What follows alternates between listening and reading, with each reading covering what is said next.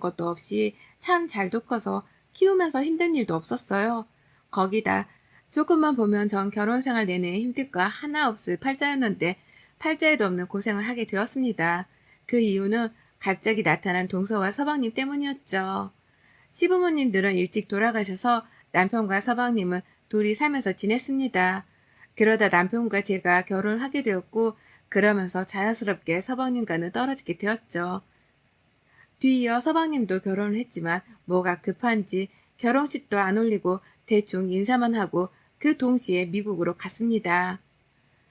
그래서 동서네랑 막내 할 일도 없었고 시부모님도 안 계시니 저희는 명절을 따로 신경 쓰면서 있을 일도 없었고 편하긴 했어요. 남편이 꽤나 외로움을 많이 타는 성격이기도 했고 가족들이 둘러 다 같이 있는 걸 좋아라 했어서 저희 가족은 애들 어려서부터 내내 여행을 참 많이도 다녔습니다. 처음에는 여행을 하면 짐 챙기고 할 일이 많아서 괜찮다고 생각했는데 오히려 나가니까 남편이 이것저것 다 해줘서 편하다는 걸 뒤늦게 알았어요. 그 뒤부터는 저도 여행을 즐기게 되었죠. 생각해보면 연애할 때도 남편은 잠깐이라도 저를 만나서 데이트를 했었습니다. 짬이 나든 안 나든 어떻게든 데이트를 하고 서로 얼굴을 자주 봐야 사랑도 솟는다는 주의였죠. 솔직히 귀찮은 날도 많았는데 그렇게 하다 보니 더 자연스럽고 꾸밈 없는 제 모습을 보여줄 수 있어서 친근하게 느껴지게 되더라고요. 하루 이틀도 아니고 그렇게 3년간 연애를 하다 보니 서로에 대해서 눈빛만 마주쳐도 알겠더라고요. 대충 이 사람이 무슨 생각을 하고 있는 건지 또는 현재 어떤 생각을 갖고 있는 건지는 다 알겠었죠. 그런 남편과의 결혼 생활 역시도 편하고 좋았기에 아이들을 낳아도 부담 없이 잘 살았어요. 또 저희 친정 부모님이 남편에게 따뜻하게 대해주셨고 친부모라고 생각하며 늘 서슴없이 다가와 주셔서 그런가 저희 남편이 부모님께 정말 잘했습니다. 먼저 안부 인사를 하는 것은 물론이고 저를 쏙 빼놓고 애들과 함께 친정에 가서 놀다 오기도 했어요. 이뿐 아니라 저 없이 친정아빠를 모시고 둘이 낚시도 다니곤 했습니다. 그래서 친정 부모님은 사이보다는 아들이 생긴 것 같다면서 참 좋아하셨죠. 든든한 아들이 하나 생겼다며 늘 행복해 하시는 부모님을 볼 때면 남편에게 그저 고맙고 감사했습니다. 저희 부부는 원래 맞벌이를 했었어요. 그런데 첫째를 낳고 제가 몸이 많이 아파서 회사를 관두고 집에서 애를 보며 살림을 했죠. 그런 생활을 하다가 다시 복직을 하려고 하니까 또 첫째가 눈에 밟혀서 쉽게 할 수가 없었습니다. 결국 남편과 상의 끝에 아이가 어느 정도 성장할 때까지는 그냥 제가 집에 있기로 했어요. 당장 보리가 시원찮거나 급한 건 아니었으니 말이죠. 그렇게 첫째가 5살이 되고 어린이집도 잘 다니고 할 때쯤 슬슬 복직을 준비했는데 이때는 또 둘째가 생겼네요. 둘째는 첫째 때랑 다르게 왜 이렇게 입덧이 심하고 힘든지 너무 힘들어서 일상생활이 불가할 정도였습니다. 오죽하면은 입덧이 너무 심해서 중간에 구토하는 증상 때문에 제가 병원에서 수액까지 맞을 정도였어요. 첫째를 돌봐야 하는데 몸은 따라주질 않지 정말 힘들었습니다. 그렇게 유난스러운 둘째를 겨우 10달 동안 무사히 품고 출산을 했어요. 뱃속에서도 유난스럽던 둘째는 태어나서도 등 센서 동작이 요란했습니다. 눕히기만 하면 으앙, 품에서 떨어뜨리면 바로 으앙 하고 울어버리는 바람에 정말 한시도 품에서 내려놓을 수가 없었죠. 첫째는 굉장히 의젓한 편이었는데 둘째가 태어나고 둘째만 품에 끼고 있으니 질투가 난 건지 없던 어리광을 부리고 첫째, 둘째 모두 제게만 붙어 있어서 너무 힘들었습니다. 그렇다고 남편이 애들을 잘 안 놀아주는 것도 아니었는데 무조건 엄마 하는 애들 덕분에 제 몸은 쉴 날이 없었어요. 제가 잠시 외출이라도 하면 숨이 꼴딱 넘어갈 때 울어버려서 결국 다시 집에 돌아와서 애를 업고 나가야 했습니다. 이런 상황이다 보니 복직은 꿈도 못 꾸고 그냥 전업주부의 삶을 살기로 했죠. 지루하고 힘든 순간들이 많았지만 그래도 이런 삶이 싫지는 않았습니다. 어쨌든 금쪽 같은 내 새끼들이 성장하는 모습을 내내 볼 수 있으니까 좋았어요. 어려서는 그렇게 울고 엄마 없으면 무슨 큰일이라도 난 것 마냥 난리 나던 애들이 조금씩 크고 어린이집을 가면서 사회성이 생긴 건지 괜찮아졌습니다. 그제서야 저도 숨통이 트였고 둘째까지 초등학교 입학을 시키고 나서야 어느 정도 제 여유 시간이 생겼어요. 결혼하고 거의 10년을 넘도록 이렇게 살아온 셈이죠. 그러다 보니 제가 원래 무슨 일을 했었는지 기억도 안 나고 제가 누구였지 싶고 그렇더라고요. 왜 엄마들이 엄마로 살다 보면 자기 자신이 뭘 좋아했었는지 까먹는다고 하잖아요. 저도 그렇더라고요. 제 이름 최연주로 불리는 것보다 애들 엄마로 불리는 게 익숙했고 뭘 먹고 싶냐고 질문을 받는 것보다 뭘 해줄까? 라고 물어보는 게 익숙한 엄마가 되었습니다. 저는 원래 회사에서 일을 했었어요. 마케팅 회사에서 일을 했었고 홍보 마케팅이 주 업무였죠. 직업 특성상 트렌드에도 민감해야 했고 유행에는 앞서서 따라가야 했고 야근도 많았습니다. 그런 제 직업을 다시 해보자니 너무 아줌마가 돼버려서 엄두가 나질 않았죠. 저 같아도 젊고 머리가 비상한 신입 직원들과 함께하지 저 같은 경력 단절된 아줌마를 쓰진 않을 것 같았습니다. 그렇다 보니 점점 뭔가 일을 해야 하긴 할 것 같은데 뭘 해야 할지 모르겠더라고요. 또 내가 이렇게 할 줄 아는 게 없나 싶어서 서럽기도 했습니다. 긴 시간 동안 가족들을 위해서 살았는데 정작 나를 위해서는 아무것도 하지 않았구나라는 생각이 들었어요. 이런 고민으로 우울해하는 저에게 남편은 요리도 잘하고 음식하는 걸 좋아하니까 가게를 작게 하나 해보라고 권유를 해줬습니다. 그런데 창업을 해본 적도 없는 제가 과연 잘 할 수 있을까 싶어서 고민을 참 많이 했지만 엄마의 마음으로 만들면 뭔들 못할까 싶어서 저는 남편의 도움을 받아서 창업을 하게 되었어요. 규모가 그렇게 크지 않았고 테이크아웃을 주로 전문으로 하는 건강 샌드위치 가게였습니다. 저희 애들이랑 남편이 제가 만들어주는 다양한 샌드위치를 정말 좋아해서 제가 자주 만들었거든요. 그런데 남편이 그 샌드위치들을 레시피를 제대로 정해서 한번 팔아보라고 권유를 해줬고 메뉴를 만드는데 남편이 큰 역할을 해줬습니다. 음료로는 제가 늘 우리 가족들에게만 만들어주는 100% 과일 주스와 커피 정도로만 뒀어요. 과연 이게 장사가 될까 싶어서 조금 떨렸지만 가게 위치가 나쁘지 않아서 그런지 은근히 나쁘지 않은 매출을 올리게 되었고 너무 행복했었습니다. 제 가게가 생긴 것도 기뻤지만 제가 일을 시작하면서 사람들을 만나기 시작하니까 뭔가 예전과는 다른 삶을 사는 듯 했어요. 답답하고 말도 없고 매일 똑같은 하루하루를 살던 주부 시절과는 확실히 달랐죠. 남편도 제가 밝아진 것 같다면서 너무 좋아라 해주더라고요. 부자가 될 정도로는 벌지는 못했지만 그래도 소소하게 적당히 매출이 나왔고 무엇보다 동네 엄마들과 많이 친해지게 되어서 좋았습니다. 아기들 키우면서 유용할 정보들도 많이 들었고 도움이 되더라고요. 그렇게 샌드위치 팔면서 애들도 키우고 그러다 보니 벌써 애들이 성인이 되어 있더라고요. 언제 이렇게 큰 건지 시간 참 빠르지 싶었습니다. 조금 속상했던 것은 애들이 취업을 하면서 회사랑 집이 너무 멀어서 어쩔 수 없이 자취를 해야 하는 상황이 왔는데 하필 둘 다 그렇게 나가버리니까 너무 속상했어요.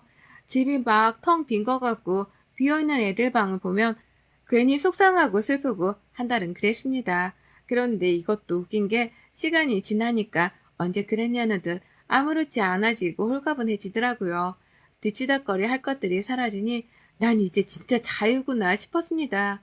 남편이랑 저랑 둘이서 그렇게 편히 살고 있는데 저희에게 팔자에도 없는 고생길이 열렸죠. 미국에 있던 동서애가 갑자기 한국행을 택한 거예요. 이때가 코로나가 심해질 때긴 하지만 거기서 쭉 터잡고 살았던 건데 갑자기 들어온다고 하니 조금 당황스럽긴 했습니다. 이쪽도 결혼한 지 꽤 오래되긴 했지만 아이는 없는 상태였고 저희랑 왕래가 거의 없어서 처음 보는 사이처럼 어색했어요. 어색하긴 해도 뭐 이제라도 잘 지내야지 싶어서 형님인 제가 먼저 나서서 동서랑 서방님에게 연락도 하고 뭐 필요한 건 없는지도 물어보고 살갑게 다가갔습니다. 그럴 때마다 동서도 너무 살갑게 받아줘서 어색함이 금방 풀리는 듯 했죠. 남편과 서방님은 형제니까 어색함 없이 서로 너무 반가워 죽으려고 했습니다. 동서네가 한국에 들어오고 나서 꽤 자주 만났는데 처음엔 별 생각 없었지만 점점 이상하게 동서에 대해 쎄한 기분과 불쾌함이 생기기 시작했어요. 우선 저는 명품 사는 것에 대해서 아무 생각이 없습니다.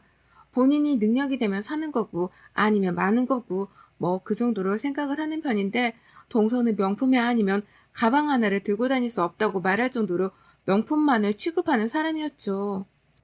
그렇다고 여유가 있냐? 그것도 아니었어요. 빚이 산더미에 갚을 게 많아서 힘들다고 늘 말했습니다. 그런데 곁에서 지켜보니 씀씀이가 워낙 해본 거예요. 그러면서 제게 맨날 본인은 돈이 없고 빚이 많아서 힘들다면서 뭔가를 사달라고 요구를 했죠. 한 번은 만나더라도 늘 이런 식이었습니다. 형님, 저 정말 필요한 게 있는데 사주세요. 어? 그게 뭔데? 아니. 여기 며칠 전에 신상 신발이 하나 나왔는데 너무 잘 빠진 거예요. 디자인이랑 컬러가 딱 봐도 이건 내 거다 싶어서요. 신발이면 또 명품 아니야? 그걸 내가 어떻게 사줘, 동서한테. 에이, 형님, 명품이라고 해서 다 비싼 줄 아나? 아니에요. 200 정도밖에 안 해요. 동서, 200만 원이 개 이름도 아니고 그건 돈 아니야? 세상에 빚도 그렇게 많다면서 자꾸 비싼 것만 입고 사고. 그래, 능력에 맞춰서 살아야지. 어떻게 갖고 싶은 걸 사람이 다 가지면서 살겠어, 안 그래? 아, 물론 그렇긴 한데 형님, 그간 솔직히 제 생일 선물도 한 번 안 사주셨고 축하도 안 해주셨고 그거 다 합쳐서 한 번에 해주신다고 생각하고 사주세요. 200만 원이면 뭐 얼마나 한다고. 그게 무슨 말이야? 그런 동서는 그럼 나한테 200만 원어치 해주려고? 그럼 그냥 쌤쌤으로 하지 뭐하러 그래. 그리고 우리 나이에 무슨 생일 선물을 주고받고 그래, 남사스럽게. 그래서 싫다는 거죠? 형님은 어쩜 한 번에 안 사주시네요. 정말 너무 짜요. 동서에게 너무 황당한 제안을 받았고 요구를 들어야 했습니다. 제게 갑자기 밀린 본인 생일 선물을 준다 생각하고 명품 신발을 사달라고 하는데 어이가 없었죠. 전 남편에게 슬쩍 동서의 예쁜 씀씀이가 걱정된다고 말을 했어요. 아무래도 이대로 가다간 큰 문제가 생길 것 같아서 말이죠. 여보, 아무래도 동서 씀씀이 브레이크 좀 걸어야겠어. 서방님이 빚이 그렇게 많다고 맨날 죽는 소리 하면서 툭 하면 명품 사고, 명품 아니면 입을 수도 없대 본인은. 거기다 오늘은 나더러 그간 안 사준 생일 선물 밀린 거 한 번에 준다 생각하고 200만 원짜리 명품 신발을 사달라는데 나 너무 황당했어. 뭐? 그게 사실이야? 그렇게 안 봤는데 어이가 없네. 절대 그런 돈 쓰지 마. 본인이 능력도 없으면서 사치 부리는 거 딱 질색이야. 아무래도 정훈이한테 말을 좀 해보긴 해야겠어. 응, 나도 참고 또 참다 말하는 건데 이게 한두 번이어야지. 만나자고 해서 만나면 본인이 먹고 싶다고 데려가 놓고 무조건 계산은 또 내가 하라는 식이야. 물론 내가 윗사람이고 한두 번은 사줄 수 있지만 말 그대로 한두 번이어야지. 괘씸하고 얄미워서 더 이상은 사주기도 싫어. 그러게, 진짜 그게 뭐 하는 짓이래? 내 말이 그 말이야. 당신이 서방님이랑 말 좀 잘해봐. 제 말을 들은 남편은 곧장 서방님께 전화를 했고 동서가 있는지를 확인한 후 없다고 하니 말을 했어요. 그리고 한참 전화를 하고 나온 남편은 꽤 심각한 표정을 지었습니다. 뭔가 쎄함을 또 느껴서 대체 무슨 일일까 싶었는데 남편에게 들은 말은 충격이었어요. 내가 정훈이한테 말했는데 그럴 리가 없다는 거야. 그래서 뭘 그럴 리가 없냐고 나도 옆에서 들은 게 있다고 했거든. 근데 빚이 하나도 없다네? 우선은 뭐 확인해보고 연락 준다고 했으니까 기다려보자. 뭐가 진짜 얼굴인지를 모르겠네. 아, 이거 괜히 찜찜하고 기분이 이상한데? 아니야, 나한테 퇴직금 갚는 것도 보여줬어. 매달 이만큼 갚는다면서 없을 리가 없지. 이거 서방님한테 속이고 있는 거 아니야? 서방님은 동서에 대해 전혀 모르는 눈치였고 남편에게 듣고 뭔가 이상함을 감지한 서방님이 그제서야 동서에 대해 하나둘 캐보기 시작했나 봐요. 그러다 동서가 빚이 어마무시하게 있다는 사실을 알았고 동서를 데리고 저희 집에 왔습니다. 갑자기 찾아와서 조금 당황스러웠지만 한껏 화가 난 듯 보이는 서방님의 모습에 아무 말을 하지 않았어요. 그리고 서방님은 동서를 향해 말했죠. 당장 사과해. 얼른 무례하게 했던 행동들.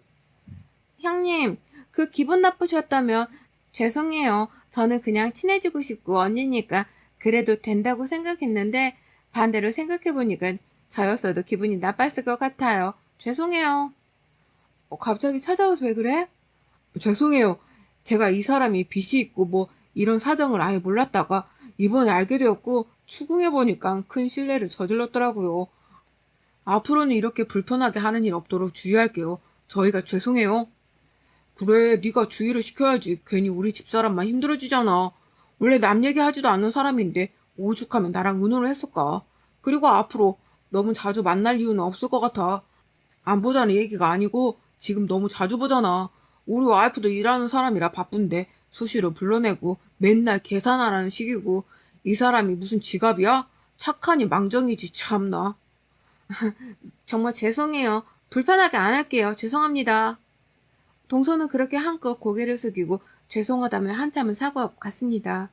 괜히 또 저렇게까지 죄송하다고 사과를 하는 모습을 보니까 내가 너무 심했나 싶은 생각이 살짝 들었는데 그럴 필요도 없었어요. 그렇게 딱 며칠이 지나고 나니까 동서는 언제 그랬냐는 듯 아무렇지 않아졌고 하루는 제게 연락이 와서 그러더라고요.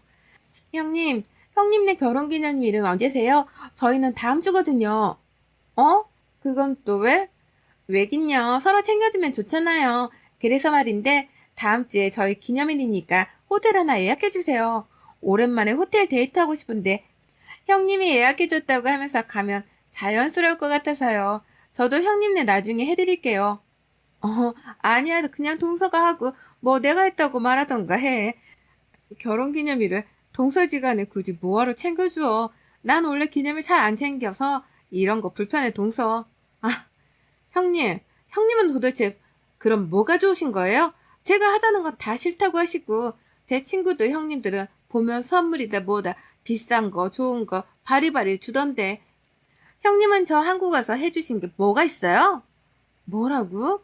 말을 그렇게 해 지금? 말씀을 해보세요. 해주신 게 뭐가 있냐고요. 저희가 하루 이틀 있다가 한국 온 것도 아니고 몇 년 만에 왔는데 해주는 것도 없고 아무것도 모르는 것 같아서 먼저 제안하면 또 싫다고 하고 저도 이런 형님 있는 거 진짜 싫거든요. 고지식하고 융통성도 없고 아우 짜증나. 끊어요. 동서는 저한테 본인 기념일에 묵을 호텔을 예약해달라고 전화를 했고 그걸 거부하자 거의 욕 같은 말을 하며 전화를 끊어버렸습니다. 뭐 저런 사람이 다 있지 싶어서 순간 멍했어요. 그리고 제가 뭘 잘못했나 싶었습니다. 그 이후 카카오톡이 하나 왔는데 동서에게서 온 거였고 웃겨서 말이 나오지도 않았어요. 앞으로 생일 선물, 결혼기념일 선물 뭐 이런 거 각자 링크 보내고 깔끔하게 보내주는 걸로 해요. 전 그렇게 하는 게 편하거든요. 요즘은 다 그렇게 해요. 형님이 연세가 있으셔서 잘 모르는 것 같아 다시 한번 말씀드립니다. 아래 보내는 링크는 다음 주에 예약하시라고 보내드리는 호텔 링크예요. 전 이걸 보고 진짜 배꼽이 빠질 듯 웃었습니다. 뭐 저런 게 다 있나 싶었죠. 그래서 저도 답변을 보냈어요. 생일 선물, 결혼기념일 선물, 이딴 거 필요 없으니까 요구도 하지 말라는 내 말귀를 왜 이렇게 못 알아먹지? 호텔에 가고 싶으면 본인이 직접 예약해서 가면 될 일을 왜 형님이 나한테 막말까지 해가면서 선을 넘는 거야? 적당히 해. 여기서 멈춰 동서 경고야. 저는 동서에게 저렇게 카카오톡을 보냈고 이후 답변은 오지 않았습니다. 안 그래도 열받아서 씩씩거리며 남편을 기다리고 있었는데 남편이 제게 이상한 말을 했어요. 남편 아는 후배들과 점심을 먹었는데 그중 한 명에게 서방님 사진을 보여주다 동서 사진을 보여줬나 봐요. 그런데 얼굴이 싹 굳더니 이 여자 혹시 김선혜냐고 동서 이름을 말하더래요. 그래서 맞다고 왜 그러냐고 하니까 아니라고 끝까지 말을 안 했다고 합니다.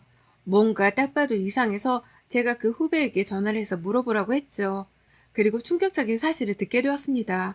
후배와 한참을 전화하던 끝에 어떤 한 남성의 연락처를 알게 되었고 그 남성과 통화를 직접 하게 되었어요. 그 남성은 남편 후배의 친구였고 동서와 동거를 10년을 넘게 했던 사이라고 합니다. 둘 사이에는 애도 있는데 애가 생기고 귀찮고 힘들다는 핑계로 도망가 버렸다고 해요. 그리고선 저희 서방님을 만나 도주하듯 미국으로 가서 살아버린 거죠. 세월이 오래 지났으니 이제는 괜찮겠지 싶어서 한국으로 돌아왔던 거고 아직은 괘씸함에 동서를 찾고 있던 그 남성은 저희에게 부탁을 하더라고요. 제발 김선혜 걔 연락처나 사는 것 좀 알려주세요. 아니 그 남편이라는 사람 연락처라도요. 정말 여우 같은 애고 곁에 둬서 좋을 거 하나 없어요.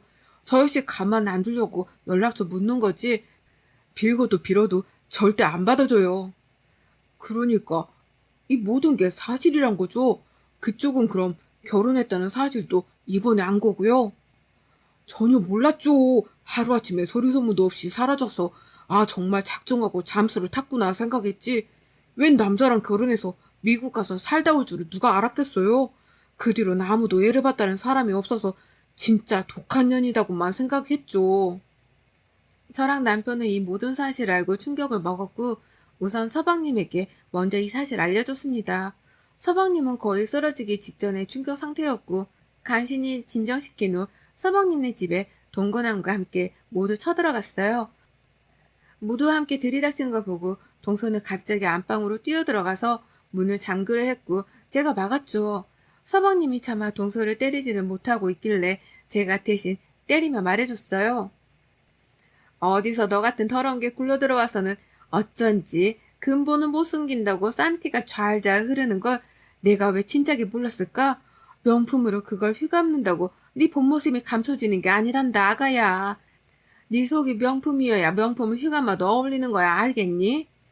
동거남에게는 거의 머리채까지 잡혔고 욕을 엄청 먹었습니다. 그걸 말리지 않았고 서방님과 이혼을 시키며 고소까지 했어요. 돈이 땡전 한 푼 없어서 위자료나 합의금을 줄 수 없던 동서는 결국 하루하루 좀 봐달라고 용서를 빌고 있습니다. 저희 모두 정신적으로 충격을 세게 받아서 한동안 주말이면 일부러 서방님까지 불러서 꼭 집에서 함께 밥도 술도 먹었어요. 혼자 두면 안 될 것 같아서요. 그래도 서방님은 금방 훌훌 털고 잘 견뎌줘서 다행이에요. 여러분의 생각은 댓글로 남겨주세요. 오늘도 시청해주셔서 정말 감사합니다.